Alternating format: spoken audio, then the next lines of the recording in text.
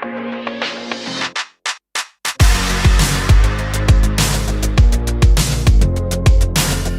we've just crossed the border. Sorry, we've entered America. So with so much to get through, let's start the video. I mean, there's no way.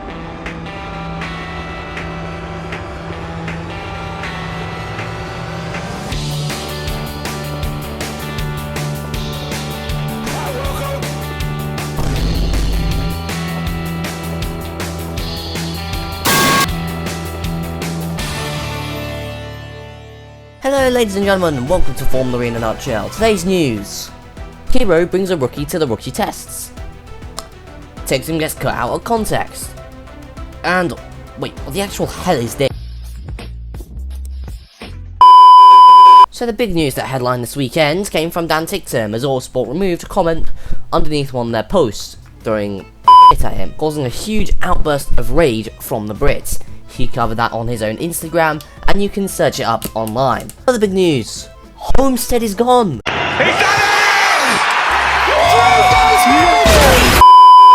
It is instead replaced by Miami Gardens. And if it's like their sports teams in 2025, then there really isn't anything to look forward to. I'll tell you what you should be looking forward to though. Rookie free practice! An extra 40 minutes where the main drivers will be sweating their heads like Arsenal fans right now, as the racing equivalent of little children get to drive their cars. Interestingly, Marty was elected by Kira to take on FP0, and this is legal, but it is certainly fishy. Team Gooners wouldn't be the only ones using the new rule, as Nissan used 2 drivers for their free practice. Test driver Abby Pulling, and last year's rookie sensation, Gabrielle Mini. So, let's get into this then. Nothing much really happened. Pulling decided to spin out and wreck Nato's tyres for the weekend, but apart from that, well, I almost fell asleep. O'Sullivan went P1 and Flippin' Pepe failed to go fast. With nothing happening on track then, I guess it's time to go over to Tom Brooks to hear what he has to say. You'll notice, of course, unless you're colourblind, that there's a new lift. In FP1, the Formula E commentary team were talking about Taylor Barnard's fat margin. And while they were doing that, the sun came out. Main theme for this session though was traffic, and that was evident when Nick Cassidy and Antonio Felix Acosta clashed late on in the session. And as they were clashing and we were looking at a replay, Marek was looking at, well, one of my YouTube shorts, I'm guessing. In FP2, nothing happened until the last minute when Lucas Di Grassi decided that taking Mitch Evans out is an excellent idea. This unsurprisingly gave him a grid penalty for the E Prix. In Group A, Nato with top Cassidy, then came Debris and Muller. It's getting too normal for Jaguar to go out of qualifying, so let's see if Dax can turn that around in Group B. It turns out that he can, as he went P2 behind Taylor Barnard and ahead of Joel Eriksson and Felipe Drugovich.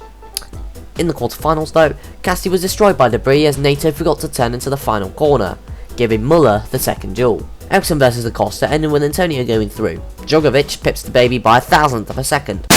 Sorry, I think that was just the back of the DS Penske garage. Time waits for no one, however, and the semi-finals eliminated our operations. We have a rookie sensation joining the Swiss in the final.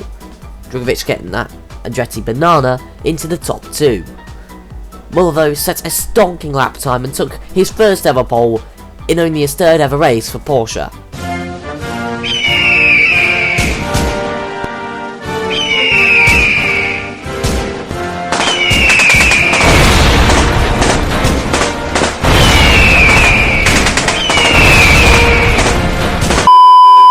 That's all I wanted to do for the session, but unfortunately I have to go forward with the race, so yeah, here we go. It was a wet start, and Sebastian Buemi decided to spin it out on one of the safety car laps. I don't know which one, because they didn't specify. So we started on lap 5, and when we went green, you could tell this was going to be a bit of a slow one, which, if we're going to be brutally honest, just means the race is going to be So much happened just for Eriksson to be drowned out of victory contention in the early stages.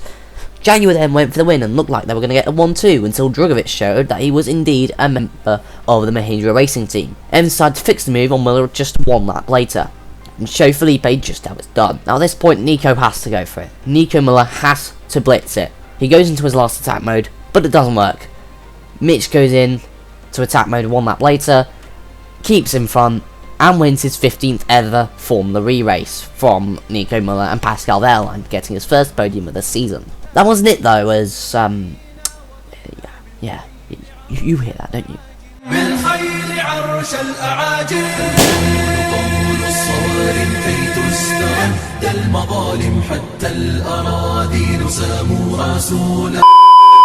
There were some nice battles throughout the race, but by Formula E standards, this race was shit.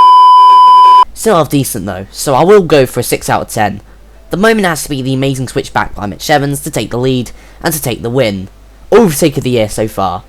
So, until next time, it's goodbye.